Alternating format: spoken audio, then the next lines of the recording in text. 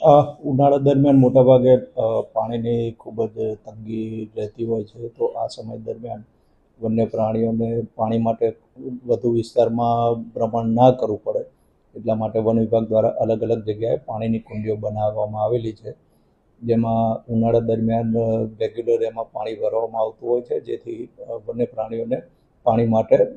ગ્રામ્ય વિસ્તારોમાં કે તળાવ કે એવી જગ્યાએ ન આવવું પડે. આ ઉપરાંત ઘણી જગ્યાએ ઘાસની પણ ખૂબ જ તંગી રહેતી હોય છે, આથી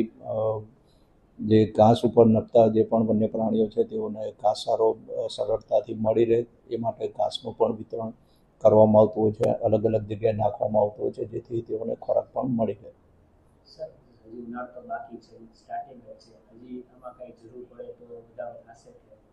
હા,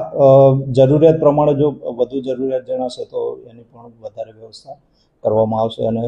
દર વર્ષે જેમ જેમ જરૂરિયાત ઊભી થાય અને